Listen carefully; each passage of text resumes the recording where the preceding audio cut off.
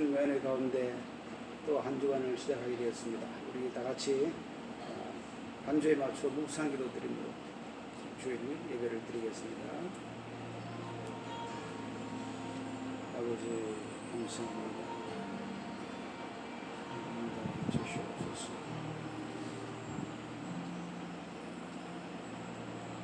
하늘의 문을 여소서. 이곳에 주목하소서. 주를 향한 노래가 꺼지지 않으니 하늘을 열고 보소서.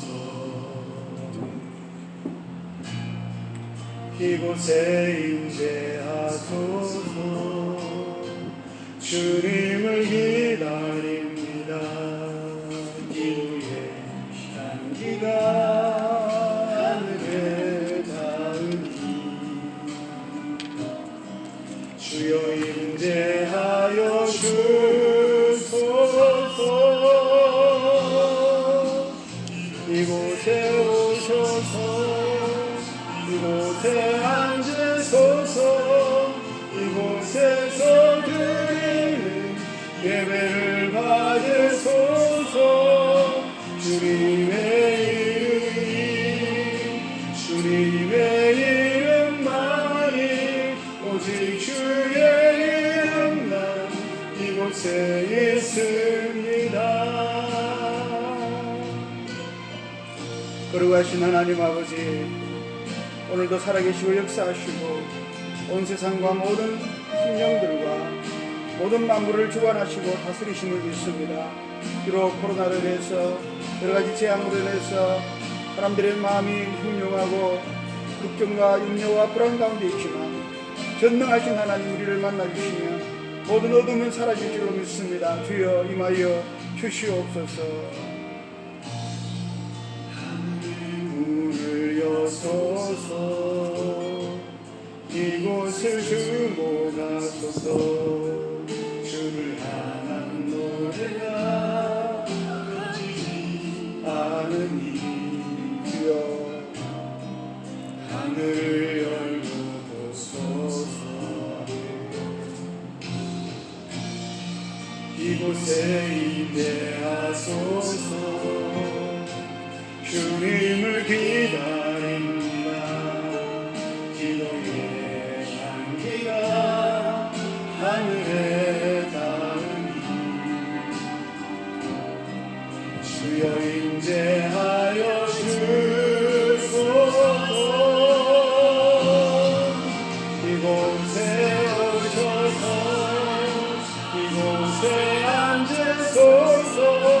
이곳에서 드리는 예배를 받으소서.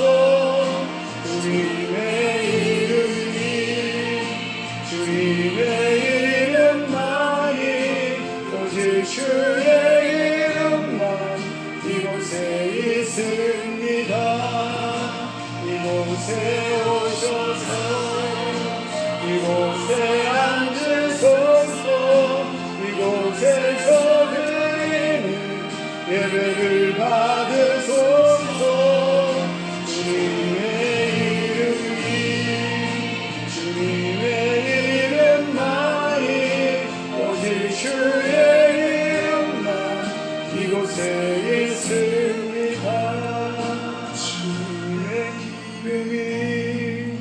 주님의 이름만이 오직 주의 이름만 이곳에 있습니다. 사랑하시는 주님, 그렇습니다.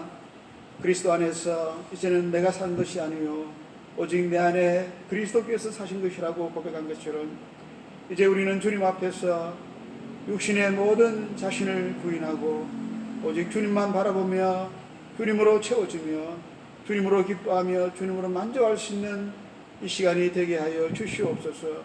하나님께서 이 예배를 홀로 영광 받으실 줄 믿사옵고 예수님의 이름으로 기도하옵나이다. 아멘. 찬송가 21장을 다 함께 마음을 모아서 찬송드리겠습니다.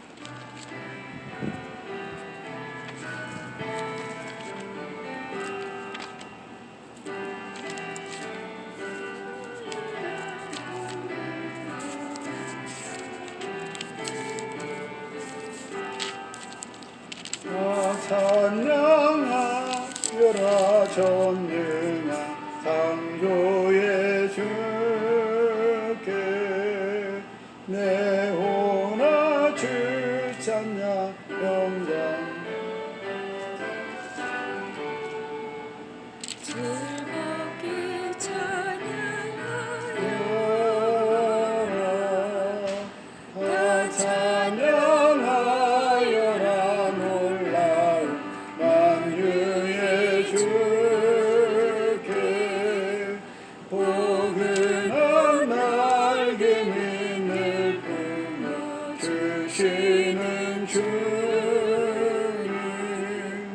성도들아 주님의 뜻 안에서 내 소원 다 이루리라 나 찬양하여라 온 몸과 마음을 바쳐 이 세상 만물이 주 앞에 다 나와 찬양 성도들아 기쁘게 소리 높여 영원히 찬양하여라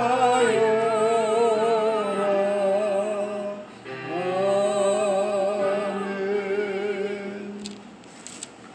우리 다 함께 교동문 76권을 교독하겠습니다. 요한복음 1장입니다. 태초에 말씀이 계시니라. 이 말씀이 하나님과 함께 계셨으니 이 말씀은 곧 하나님이시니라. 그의 태초에 하나님과 함께 계셨고 만물이 그로 말미암아 지은 바 되었으니 지은 것이 하나도 그가 없이는 된 것이 없느니라. 그 안에 생명이 있었으니 이 생명은 사람들의 빛이라. 빛이 어둠에 비치되 어둠이 깨닫지 못하더라. 참빛 곧 세상에 와서 각 사람에게 비추는 빛이 있었나니 그가 세상에 계셨으며 세상은 그로 말미암아 지은 바 되었을 때 세상이 그를 알지 못하였고 자기 땅에 오매 자기 백성이 영접하지 아니하였으나 영접하는 자 곧 그 이름을 믿는 자들에게는 하나님의 자녀가 되는 권세를 주셨으니 이는 혈통으로나 육정으로나 사람의 뜻으로 나지 아니하고 오직 하나님께로부터 난 자들이니라. 말씀이 육신이 되어 우리 가운데 거하심에 우리가 그의 영광을 보니 아버지의 독생자의 영광이요 은혜와 진리가 충만하더라. 아멘. 전능하사 천지를 만드신 하나님 아버지를 내가 믿사오며 그 외아들 우리 주 예수 그리스도를 믿사오니 이는 성령으로 잉태하사 동정녀 마리아에게 나시고 본디오 빌라도에게 고난을 받으사 십자가에 못 박혀 죽으시고 장사한 지 사흘 만에 죽은 자 가운데서 다시 살아나시며 하늘에 오르사 전능하신 하나님 우편에 앉아 계시다가 그리로서 산자와 죽은 자를 심판하러 오시리라. 성령을 믿사오며 거룩한 공예와 성도가 서로 교통하는 것과 죄를 사하여 주시는 것과 몸이 다시 사는 것과 영원히 사는 것을 믿사옵나이다. 아멘. 우리 찬송가 다 같이 마지막 날에 찬송 드리겠습니다.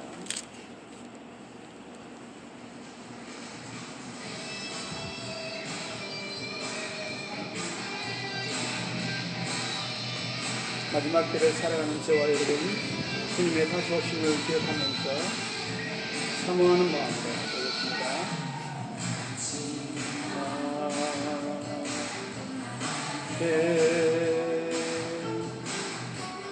내가 나의 영으로 모든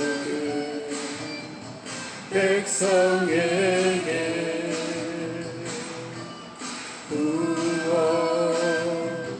주리라. 자녀들은 예언할 것이요 청년들은 환상을 보고 아기들은 꿈을 꾸리라. 주의 영이 하며 자녀들은 예언할 것이요 청년들은 환상을 보고 아기들은 꿈을 꾸리라. 주의 영이 하며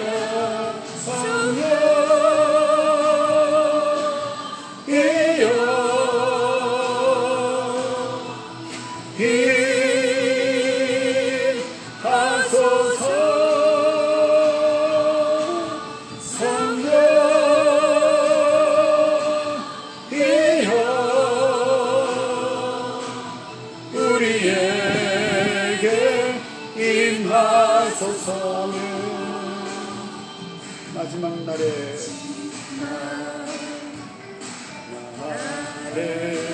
내가 나의 영으로 내가 주여 내 영으로 모든 백성에게 백성에게 구워 주리라. 아멘. 구워 주리라. 주여 믿습니다. 자녀들은 예언할 것이요 청년들은 환상을 보고 아비들은 꿈을 꾸리라. 주의 영이 하며 자녀들은 예언할 것이요 청년들은 환상을 보고 아비들은 꿈을 꾸리려. 주의 영이 하며 성령이여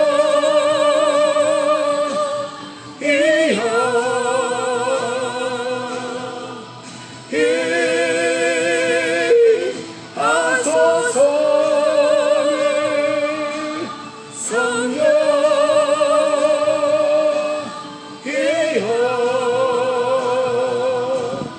우리에게 임하소서.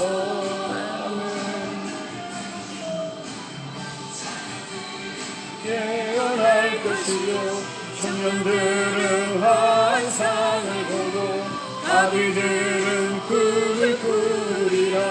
주의 영이 하며 주여 자녀들은 예언할 것이요 청년들은 환상을 보고 아비들은 꿈을 꾸리라.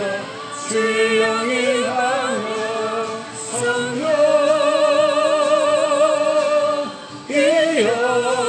주여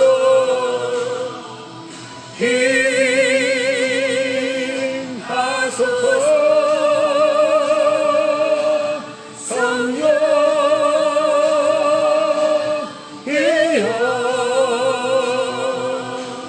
우리에게 임하소서.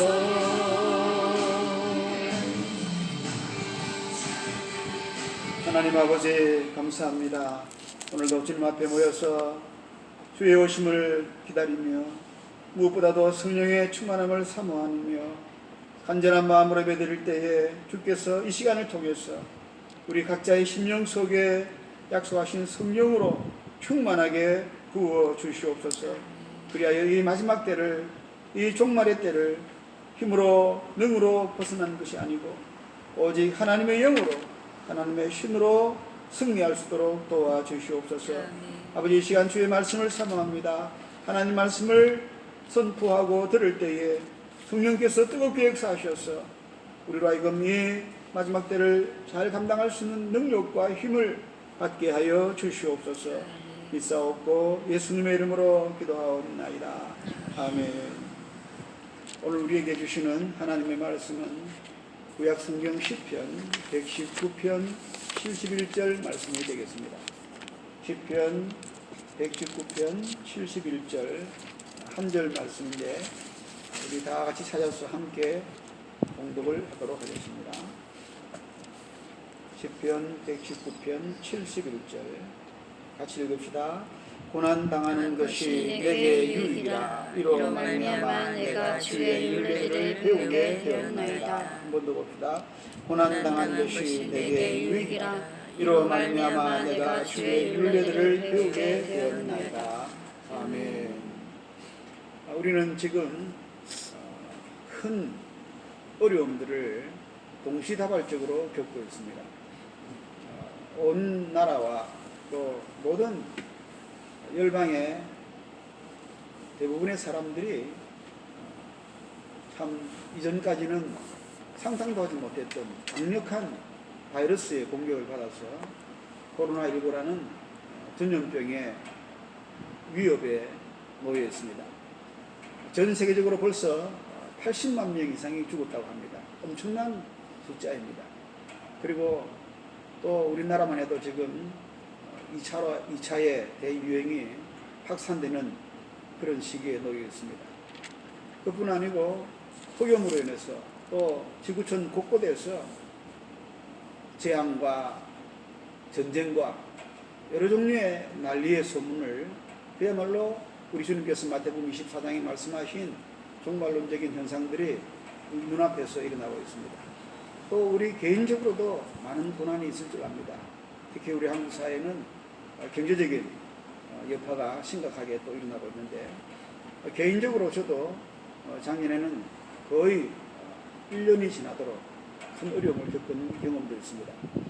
이렇게 우리 인생은 개인적으로, 가정적으로, 또 국가적으로 여러 가지 크고 작은 고난을 겪게 됩니다.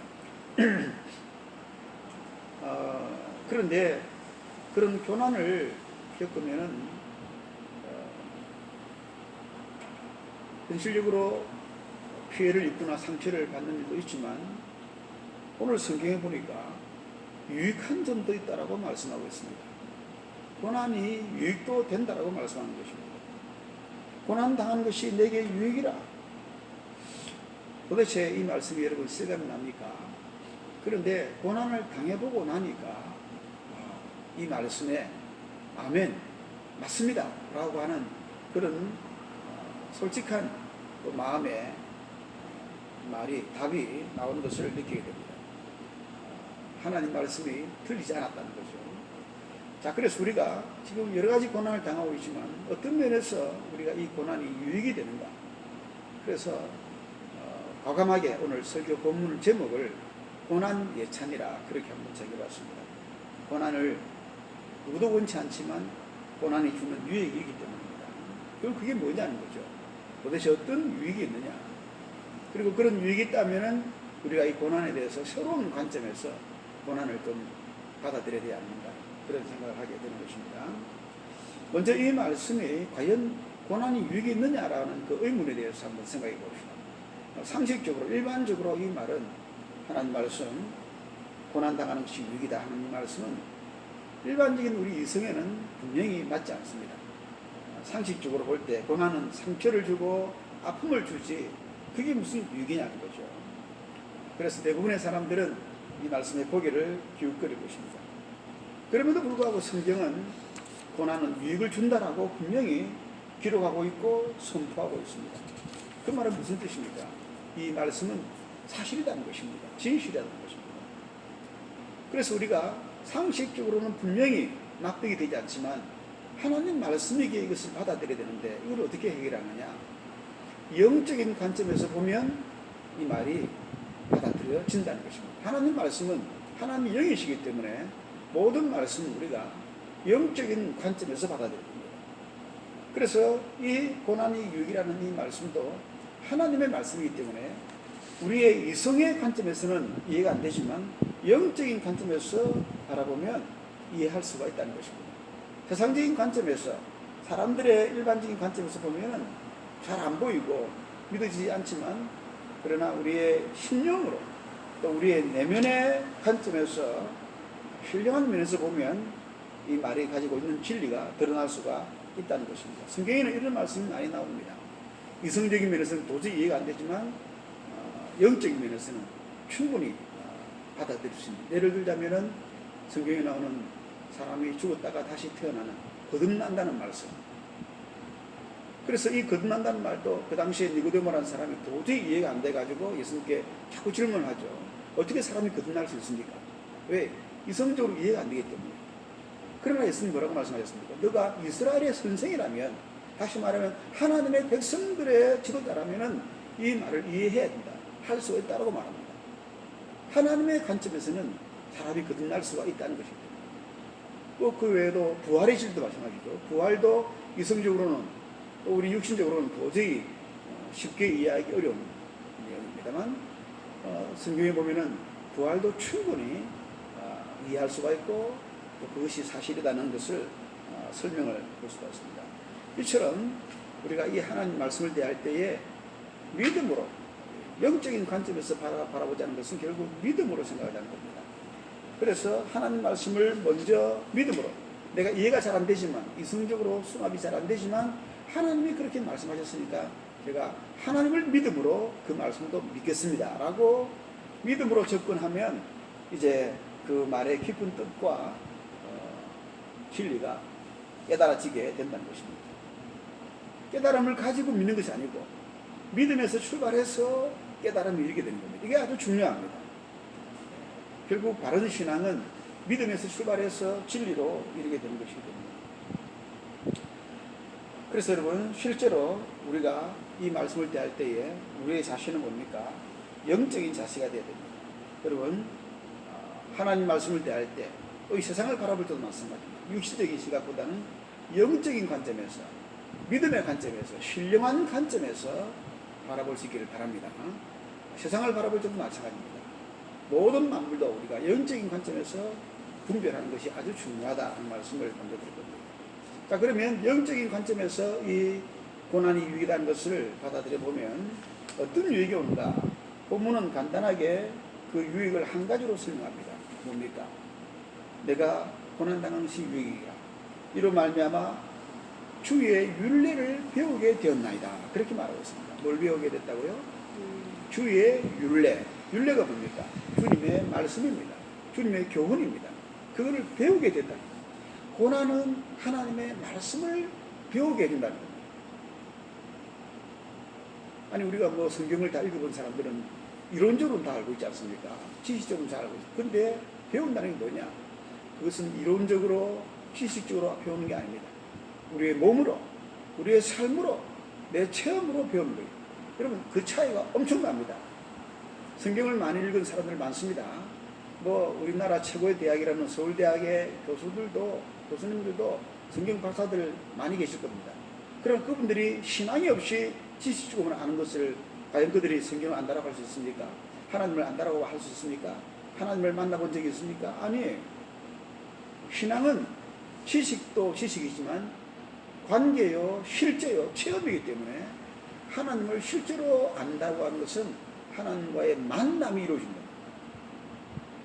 고난을 통해서 하나님을 배우고 하나님의 율례를 배운다는 것은 고난을 통해서 아주 하나님을 체험하고 느끼고 가깝게 다가가게 된다는 겁니다. 그런 의미에서 주의 율례를 배우게 된다는 겁니다. 이것을 여러분 우리가 가만히 생각해 보면 수긍이 갈 겁니다. 고난은 내가 알고 있던 여러 가지 일들에 대해서 아주 체험적으로 또 확실하게 배우게 됩니다. 그래서 여러분, 성경에는 이 고난을 상당히 그 긍정적으로 바라보는 말씀이 참 많습니다. 예를 들어서 의인은 고난이 많도다, 그런 말씀이 있습니다. 하나님 백성들에게는 고난이 많다라고 말합니다. 또 실제로 고난을 겪어보니까 고난은 내가 잘못해서 받는 것도 있지만 억울하게 받는 고난도 있구나, 애매하게 받는 고난이라는 그 말씀도 이해가 되기도 합니다. 또 공동체 전체가 거짓의 함정에 빠져서 잘못되는 그런 것도, 어려움을 겪는 것도 이해가 되기도 합니다. 심지어 예수님이 받았던 고난, 여러분 예수님이 고난을 왜 받았습니까? 죄를 지어서 잘못해서 받았습니까? 아니에요. 잘못이 없지만 가장 어려우신 분이지만 그는 군중들에게 내몰려서 십자가에서 가장 나쁜 이름으로, 가장 죄가 많은 큰 죄수의 이름으로 처형을 당해야 했습니다. 그런 고난을 당했습니다. 그런데 그게 우리가 이성적으로 잘 이해가 안 되지만 실제적으로 그런 일을 겪어보면 아, 그런 고난이 가능하구나. 예수님의 그 고난이 직접적으로 이해가 되는 겁니다. 이걸 저는 예수님 체험이라고 말하고 싶어요. 고난을 겪어본 사람은 예수님을 체험합니다. 바로 그런 목적을 위해서 하나님께서 의인들에게, 하나님 백성들에게 고난을 허용하시는 겁니다. 허락하시는 겁니다. 이해할 수 없는 애매한 억울한 고난일지라도 예수님을 체험하기 위해서 그렇게 하신다는 것을 알게 된 거예요. 뭘 통해서? 고난을 통해서. 그래서 고난을 겪어보지 않은 사람은 어떻게 보면 참 예수님의 어떤 그런 체험을 못한 사람이에요. 여러분 성경을 보십시오. 성경에 나오는 거의 모든 하나님 백성들은 다 뭡니까? 고난을 통과합니다. 왜? 예수님을 체험해야 되기 때문에. 그래서 우리가 이 고난은 예수 체험, 하나님 체험인데 그냥 배우는 것이 아니고 이론적으로 배우는 것이 아니고 실제적으로 실감나게 배우게 된다는 것입니다. 우리가 성경에 나오는 여러 가지 일들을 모르는 바가 아닙니다만은 머리로 많이 들었고 뭐 어릴 때부터 또 많이 알아왔겠죠. 그러나 머리로 알고 있다는 것과 내가 체험한다고 하는 것은 엄청난 차이입니다. 그 차이를 우리가 고난을 통해서만 알게 되는 겁니다. 어제 TV에 보니까 세계 테마 기행이라는 뭡니까? 특별한 프로그램이 있죠. 여러분도 아마 자주 보실 줄 압니다만 세계 오지라든가 아주 우리 일반 사람들이 가기 힘든 곳을 이제 출연하는 여행자가 탐험을 해서 우리는 이제 TV를 통해서 간접 체험하는 건데 어제 한 분이 히말리아 고산 K2라고 합니까? 거기를 갔는데 자기가 거기까지 가기 6박 7일 동안 엄청난 고생을 했다고 그래요. 그러면서 오직 히말리아 그 산, 그 높은 산을 바라보고 뭔가 거기 가면 보람이 있을 것이다 라고 생각하고 6박 7일 동안 고생 끝에 도달한 겁니다. 그런데 도달해서 보니까 그 사람 말이 그래요. 멀리서 보니 산이었는데 가까이 와보니까 그냥 하나의 벽이 마치 산 끝에 벽이 하나 서 있고 그 앞에 자기가 서 있는 거거든요. 아, 내가 이 벽 앞에 서기서 왔나. 어떻게 보면 참 허무한, 도대체 뭐가 남는 것도 없고 그냥 실컷 고생만 했는데 내가 왜 여기 왔어야 되는가. 그런 생각이 들었는데 순간 깨달음이 오더라는 겁니다. 왜? 그 거대한 벽 앞에 서서 뒤를 돌아보니 자기가 살아온, 지나온 세상이 거기에 보이는 거예요. 그러면서 그 거대한 벽 앞에서 인생에 참말로 형용할 수 없는 깊은 깨달음을 느끼면서 눈물을 흘리게 되더라는 고백을 했습니다. 우리는 모릅니다. 단지 그 거대한 히말리아라는 벽 앞에 선 사람만이 깨달을 수 있는 거예요. 형용하기 어려운, 형언하기 힘든 엄청난 감격과 교훈이 거기에 가야만 깨달을 수 있는 겁니다. 저는 3년 전에 비슷한 경험을 했습니다. 마틴 루터의 종교개혁 500주년을 기념해서 독일에 갔던 적이 있습니다. 일주일, 아니 거의 한 달 이상을 루터의 그 종교개혁 루터를 그의 출생지와 그의 피난지 또 그의 종교개혁 어떤 연설했던 곳 또 교황과 맞서 싸우던 그 보름스까지 다 돌아왔습니다. 근데 그렇게 하면서 제가 단순히 루터의 발자취를 쫓는 것이 아니었습니다. 뭔가 하나님의 교훈을 얻기 위해서 뭔가 루터를 통해서 우리 인류에게 교회 또 저에게 주시는 하나님의 메시지를 사모한 마음으로 갔었습니다. 근데 한 달 가까이 그 여정을 떠나면서 찾지를 못했는데 마지막에 아우스부르크라는 근데 거기에 가서 이미 루터는 없었습니다. 무슨 말이냐면 아우스부르크에서 있었던 일은 1533년 다시 말하면 루터가 죽은 지 10년 뒤에 그 아우스부르크에서 드디어 루터의 종교개혁이 하나의 공식적인 종교로 인정을 받게 됩니다. 근데 그 아우스부르크를 가는 순간 저에게 엄청난 깨달음이 왔습니다. 뭔가 하니 루터가 이 아우스부르크에 의해서의 이 공식적인 어떤 인정을 얼마나 보기를 사모했을까. 그러나 그는 보지 못했습니다. 그가 죽은 지 10년 뒤에 그런 공식적인 인정이 이루어졌기 때문에 그 사실을 거기 가서 생각하면서 그 전까지 제가 뭐 책에서 루터를 많이 봤습니다. 종교개혁에 대한 이야기를 수없이 들었습니다. 신학교에서도 끝없이 들어왔습니다. 그런데 그 아우스부르크에 가서 깨달은 게 뭐냐 하면 이 한 사람의 어떤 꿈이 또 어떤 소망하는 것이 이루어지는 것은 이 땅에서 이루어지는 것이 아니구나. 천국에 가서 이루어지는 것이구나. 하나님 나라에 가서 이루어지는 것이구나 하는 것을 그 루터와 아우스부르크 그 현장에 가서 절절하게 느껴졌습니다. 저도 그래서 좀 전에 말씀드린 그 여행자와 같이 눈물이 솟는 참 그 억제하기 어려운 주체할 수 없는 감격을 맛본 적이 있었습니다. 그것은 저의 이 천국 여정에 순례자 여정에 굉장한 도전이 되었습니다. 아, 우리 성도들은 이 땅에서 꿈을 이루는 존재가 아니구나. 여기에서 우리 인생의 모든 꿈이나 소망하는 것을 이루고자 하는 것이 아니구나. 결국 그것은 천국에서 이루어지는 것이구나.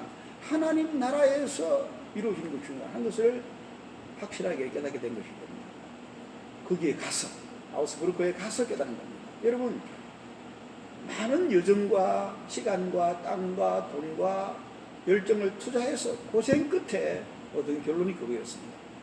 고난은 이처럼 우리에게 많은 희생을 요구합니다. 어려움을 요구합니다. 그러나 그 고난 끝에 얻어지는 놀라운 깨달음이 있기 때문입니다.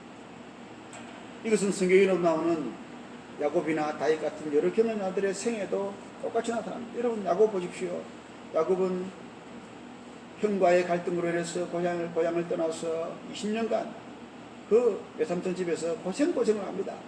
그리고 끝에 돌아와서 고향으로 돌아와서 좀 안정되게 살려고 했지만 돌아오는 길에 자기 딸이 어려움을 겪고 또 그로 인해서 큰 위기를 당하고 또 흉년을 또 만납니다. 끝없이 야곱의 인생에는 고난이 계속되었습니다.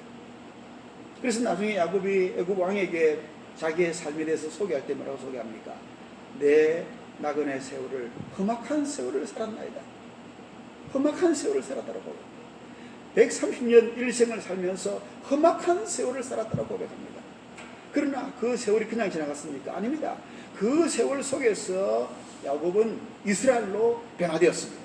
명실공히 하나님의 백성으로 거짓말 잘하고 아버지를 속이고 형을 속이던 그 사기꾼 같았던 야곱이 고난을 통해서 하나님의 사람으로 명실공히 변화되어가는 그 세월을 살았던 것입니다. 그것이 고난이 주는 깨달음입니다. 우리도 마찬가지입니다. 여러분, 다윗은 어떻습니까? 다윗도 승승장구하였다고 볼 수 있습니다만 고난도 끝없이 겪었습니다. 그런 가운데 특별히 그의 생활에 인생에 큰 고난이 왔죠. 뭡니까? 바세바와의 사건으로 인해서 우리아를 죽이는 엄청난 범죄, 그리고 그 범죄 이후에 그가 겪어야 했던 그 비난과 수치와 모욕의 세월을 또 겪게 됩니다. 왕이 된 이후에도. 그런 가운데 그가 큰 깨달음을 얻고 그의 생애 후반에는 정말 아름다운 하나님 사람으로 마무리하는 것을 보게 됩니다. 자, 여러분, 여기서 우리가 깨달을 것은 뭡니까? 왜 우리 인생에 이런 고난이 계속해서 일어납니까? 이제는 좀 살만하지만 또 계속해서 또 일어납니다. 분명히 그렇습니다. 갈수록 고난은 커진다고 봐야 됩니다. 왜 그렇습니까? 인생의 목적은 그 고난을 통해서 하나님을 깨닫는 것이기 때문에 하나님을 알다가 하는 것이 인생의 목적이에요. 완전히 알 수는 없습니다.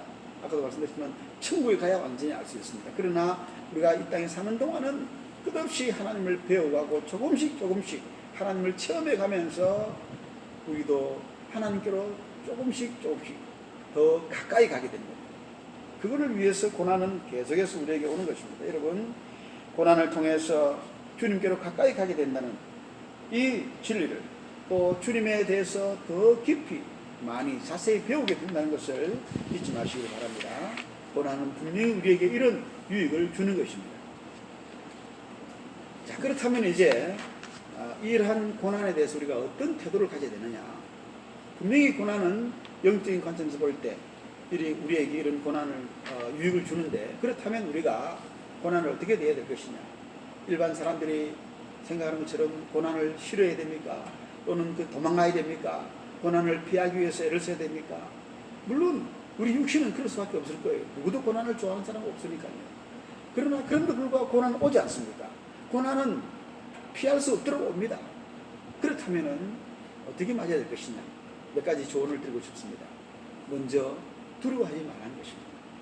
고난을 우리가 억지로 찾아갈 필요는 없지만 고난이 내 앞에 다가올 때, 고난이 나를 녹화할 때, 내가 원하지 않지만 고난이 나를 찾아올 때 이것이 주님의 뜻이라면, 이것이 내가 피할 수 없는 상황이라면 두려워하지 말자는 겁니다.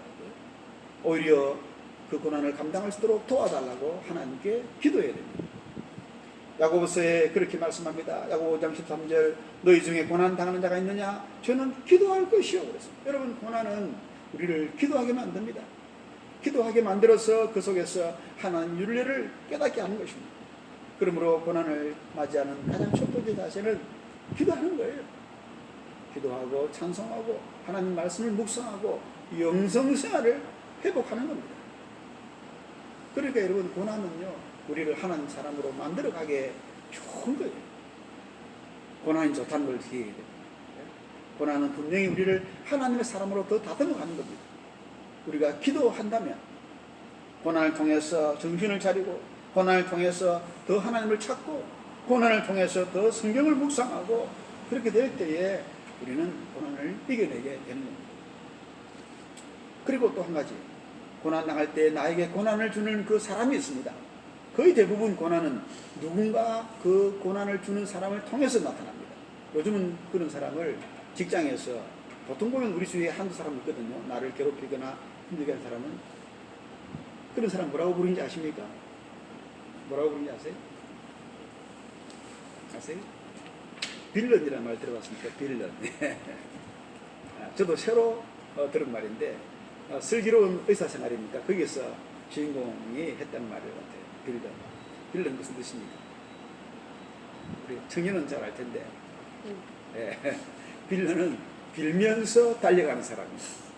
그러니까 이 직장 생활에서 쉽게 말하면 열심히 일을 해서 성실하게 이렇게 회사를 위해서 일하는 사람이 아니고, 그냥 말만, 상사들에게 말만 자꾸 이렇게 아부나 또는 그렇게 하면서 정작 자기가 해야 되는 일 안 하고 그냥 월급만 타먹는 그런 사람, 아주 밉상이죠.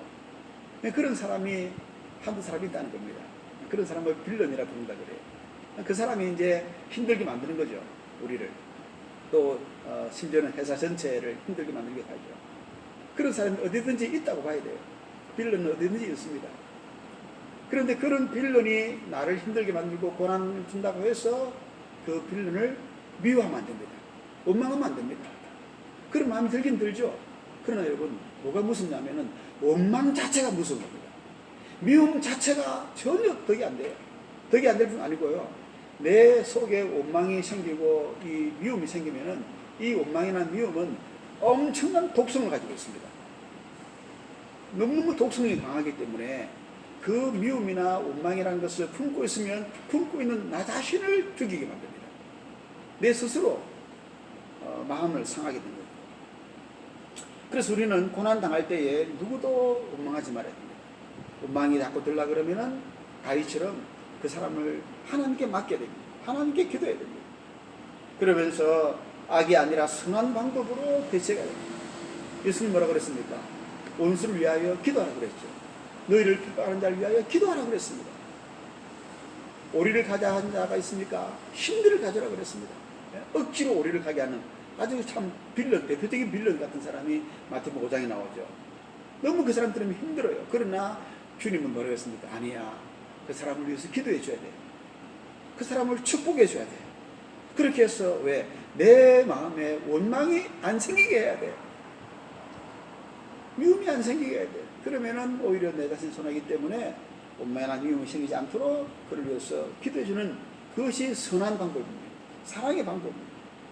그리고 더 한 가지 말씀드린다면은, 오늘 말씀에 고난은 나에게 유익을 주기 때문에 그 결론을 믿는다면 우리가 어떻게 됩니까? 고난에 대해서 기뻐해야 됩니다. 기뻐하라. 고난당한 자여 기뻐하라. 온전히 기쁘게 여기라. 고난당한 자가 온전히 기쁘게 여기는 데까지 나갈 때에, 그리고 그 기쁨으로 감사하게 될 때에 우리는 비로소 승리하게 되는 것입니다. 여러분, 요셉을 기억합니까? 저는 작년에 고난당할 때 요셉을 참 많이 생각했어요. 1년 내내 감당하기 너무 힘들 때에 주님은 저에게 요셉을 생각하라고 끊임없이 도전하셨습니다. 요셉이 어떤 사람입니까? 억울하게 형들에게 팔려서 쫓겨났습니다. 종살이 해야 됐습니다. 비참한 노예 생활을 했습니다. 감옥에까지 들어갔습니다. 그런 요셉이 나중에 하나님 은혜로 애굽의 총리가 되잖아요. 그때 어떤 일이 벌어집니까? 자기를 괴롭히고 쫓아냈던 형들이 찾아옵니다. 빌런이 찾아오는 거예요. 근데 그 믿고 원망스러웠을 그 빌런들에 대해서 요셉이 한 말이 뭡니까? 여러분, 나를 팔았으므로 두려워하지 마십시오. 걱정하지 마십시오. 나는 당신들을 다 용서했습니다. 당신들은 나를 헤아려 했지만 하나님은 그것을 선으로 바꾸어서 오늘날 이처럼 많은 사람들의 구원을 이루게 해주셨기 때문에 저는 당신들을 미워하지 않습니다. 오히려 당신들의 자녀들도 내가 다 키워드릴 테니까, 내가 교육비 장학금 다 대줄 테니까 걱정하지 마세요. 편안하게 사세요. 여러분, 멋지지 않습니까? 그런 사람이 요셉이에요. 그 위대한 기쁨과 용서와 감사의 사람이 요셉입니다. 여러분, 고난은 요셉을 그처럼 멋있는 사람으로 바꿔줬습니다. 우리에게도 마찬가지입니다. 고난을 당하면 힘들지만 반드시 고난은 우리를 하나님의 사람으로 더 아름답게, 더 멋있게 만들어 놓을 겁니다. 지금 우리 한국교회가 또 수많은 그리스도인들이 안팎으로 고난을 당하고 있습니다. 참 여러 가지 말로 표현하기 어려운 크고 작은 고난들이 많이 있습니다. 아마 우리 한국교회 역사에 이처럼 힘든 시기가 또 있었을까 싶을 정도로, 아마 과거의 일제시대 또는 6.25 전쟁시대에 못지않은 그런 비난과 핍박과 또 참 예배가 어려워지는, 방해를 받는 이런 시기에 처했습니다. 그러나 여러분, 오늘 말씀은 분명히 우리에게 말씀합니다. 고난당한 것이 유익이 될 것이다. 이 고난을 통해서 하나님을 배우게 될 것이다. 하나님께 더 가까이 가게 될 것이라고 말씀하고 있습니다. 고난당한 사람 있습니까? 이 말씀을 기억하면서 오히려 기쁨과 감사로 이 고난을 잘 극복할 수 있기를 주님의 이름으로 축복합니다. 우리 한번 합심해서 기도합시다. 오늘 제가 이 설교 제목을 고난 예찬이라고 정했습니다. 고난을 찬양한다고 정했습니다. 고난을 오히려 기뻐한다고 정했습니다. 고난을 오히려 감사한다고 정했습니다. 여러분, 그렇게 될 수 있기를 바랍니다. 하나님 말씀, 고난 당하는 것이 유익이다. 고난은 우리에게 유익을 준다. 너희의 유익함을 위해서 허락된 것이다라고 하는 것을 믿는다면 우리는 충분히 고난을 예찬할 수가 있을 것입니다. 그렇게 되기를 우리 한번 합심해서 기도하겠습니다. 걸어가시고 자비로우신 하나님 아버지, 오늘 시편 119편 71절의 말씀에 고난 당하는 것이 내게 유익이라, 이 고난을 통해서 우리가 주님의 윤례를 배우게 된다고 말씀했습니다. 하나님을 배우게 되고 하나님께로 더 가까이 가게 된다고 말씀했습니다. 요셉은 엄청난 고난을 통해서 우리 위대한 하나님의 섭리의 주인공이 되었고 축복의 주인공이 되었고 자신도 복될 뿐 아니고 많은 사람들을 복되게 만들어주는 위대한 삶을 살게 되었습니다.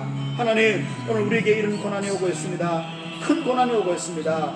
여러 가지 또 재앙이나 또 전염병이나 또 기후적인 또 사회적인 정치적인 어려움들이 끊임없이 다가오고 있습니다. 재정적인 어려움도 많이 있습니다. 아버지, 그러나 이 어떤 이 많은 어려움 고난들도 분명히 우리에게 유익이 될 것이고 우리가 좀 더 기도하게 만들고 더 하나님을 찾게 만들고 더 찬송하게 만들고 더 주의 말씀을 사모하게 만들고 깨닫게 만들 줄로 믿습니다.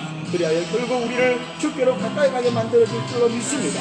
하나님, 고난을 기뻐하게 하여 주옵소서. 고난을 즐거워하게 하여 주옵소서. 고난에 대해서 두려워하지 말게 하시고 담대한 마음으로 감사한 마음으로 맞게 하여 주옵소서. 원망하지 말게 하여 주옵소서. 그 누구라도 그 어떤 분들이라도 미워하지 말게 하여 주옵소서. 원망과 미움으로 오히려 또 하나의 악을 만들어주지 말게 하시고 순한 마음으로 감사하는 마음으로 찬양하고 이해하고 위로하는 마음으로 우리가 함께 주님을 향해서 기도하고 나아가게 하여 주시옵소서. 감사합니다. 아버지, 감사합니다. 오늘 많은 고난이 우리 앞에 다가오고 있습니다. 육신적으로 생각하면 너무 힘들고 어렵습니다. 그러나 하나님 말씀을 믿고 믿음의 관점에서 바라보니 이 모든 고난들이 오늘 주님의 교회를 새롭게 만들어주고 하나님 백성들을 새롭게 세워줄 줄로 믿습니다. 하나님께로 우리를 더 가까이 이끌어줄 줄로 믿습니다. 하나님, 우리도 요셉처럼 다윗처럼 야곱처럼 고난 속에서 낙심하지 아니하고 믿음으로 잘 견뎌서 고난 이후에 더 주님을 깨닫고 더 주님을 아는 하나님께로 더 가까이 가는 그런 은혜의 역사가 있게 해 주시옵소서. 감사를 드리고 예수님의 이름으로 기도하옵나이다. 아멘. 우리 찬송 드리면서 공헌하는 시간을 가지겠습니다. 우리 찬송가 304장 한번 부르겠습니다. 그 끝인 하나님의 사랑. 주보에는 없습니다만 찬송가 304장 부르면서 준비한 예물을 공헌하겠습니다. 하나님의 사랑이 고난도 이겨내고 승리할 줄을 믿습니다. 그 무엇보다도 크신 하나님의 사랑을 마음으로 노래하겠습니다. 크신 하나님의 사랑 말로 다여 용 못하네.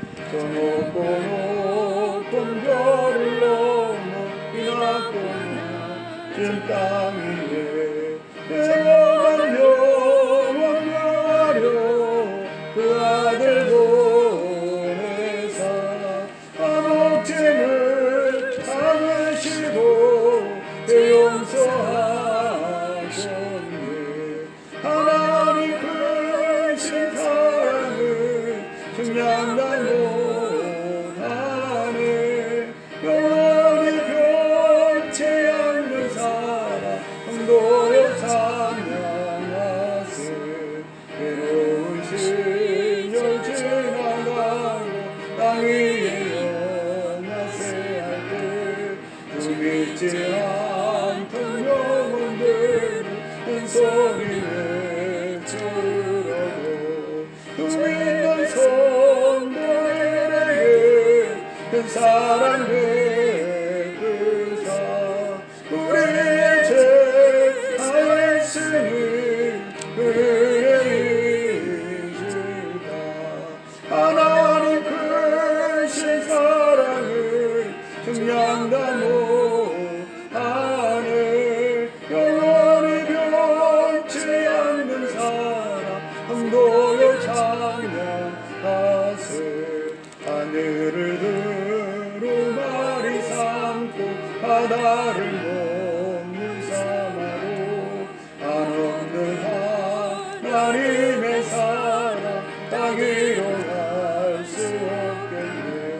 하나님의 크신 사랑 그 어찌 다을까.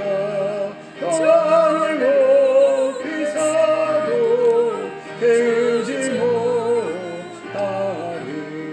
하나님 크신 사랑을 증량단 못하며 영원히 변치 않는 사랑 응도여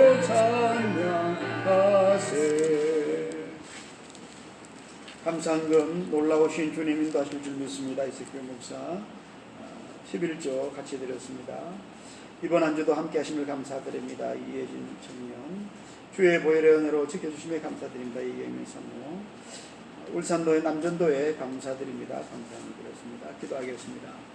거룩하시고 자비로우신 하나님 아버지, 오늘도 하나님 앞에 이렇게 또 예물을 드릴 수 있도록 힘주심을 감사를 드립니다. 어제는 울산도의 남전도에서 장로님들 지사님들이 오셔서 이 지역에 또한 전도에 복음의 씨앗을 널리 뿌리게 하심도 감사를 드립니다. 하나님 30배, 60배, 100배의 결실을 하게 하시고 많은 영혼들이 구원받고 돌아오게 하시고 순례자교회가 이 일로 인해서 힘을 얻고 복음의 능력을 회복하게 하여 주시옵소서. 무엇을 먹을까 마실까 염려하지 말게 하시고 오직 하나님 나라와 하나님 의를 추구하고 살아가는 저희들 되게 하여 주시옵소서. 그런 가운데 풍성한 또 모자라지 않는 적절한 하나님의 공급하심을 늘 체험하며 감사하며 살아가게 하여 주시옵소서. 아버지, 여러 가지 일들로 또 경제적인 어려움을 겪는 우리 이웃들이 많이 있습니다. 아버지, 그들을 기억해 주시고 하나님 힘주시고 내주셔서 어려움 가운데 주님의 공급하심을 체험하게 하시고 고난이 또 물질적인 어려움도 하나님께로 나올 수 있는 계기가 될 수 있도록 이 사회의 가난한 자들에게 은혜를 더하시고 힘을 더하여 주시옵소서. 아버지, 질병으로 인해서 고생하시는 분도 많이 계십니다. 우리 홍주철 선교사님 사모님, 아버지 선교 중에 또 육신의 질병이 와서 큰 수술을 받았다고 하는데 잘 회복될 수 있도록 축복해 주시고 함께하여 주옵소서. 멀리 구미에 우리 사랑하는 제수씨에게도 은혜를 다하셔서 아버지 암치료 잘 받아서 건강한 몸을 회복하게 하여 주시고 은혜를 베풀어 주시옵소서. 아버지, 또한 우울증으로 고생하는 분들이 많이 계십니다. 기억하여 주시고 그 마음의 병도 주님 놀랍게 치료하여 주셔서 고쳐 주시옵소서. 아버지 하나님, 우리 은섭이나 또 그 가정에도 위로해 주시고 그리고 김한수 집사님 하나님 영육권에 회복시켜 주시고 은혜로 건강히 회복되게 하여 주옵소서. 아버지 하나님, 또한 이 사회에 우리 성교사님들 또 복음을 전하기 위해 수고하는 모든 종들, 우리 사제 백성들을 비롯해서 열방에서 이 환난의 때에 복음을 전하는 많은 성사님들도 기하여 주시고 하나님 은혜로 능력으로 주신 사명 잘 감당할 수 있도록 도와 주시옵소서. 모든 말씀 감사드리고 예수님 이름으로 기도하옵나이다. 아멘. 다른 광고는 주보 참조하시고요. 이번 주 수요일 우리 나눔과 기쁨 또 봉사단체에서 저희에게 오셔서 같이 예배를 드리고 또 이제 교회를 개척했기 때문에 새로 또 이렇게 둘러보고 한다고 합니다. 나눔과 기쁨을 위해서 또 기도해 주시기 바랍니다. 코로나 조심하시고 계속 확산되는 그런 가운데 있는데 주님 도와주시기를, 또 여러분 건강하기를 기도하겠습니다. 기도로 승리하시기 바랍니다. 이제 우리 살아계신 주 찬송드리고 축도로 예배를 마치겠습니다. 오전 예배를 마치겠습니다. 하나님 살아계심을 찬양하겠습니다. 하나님 독생자 예수 날 위하여 오시었네. 내 모든 죄 다 사시고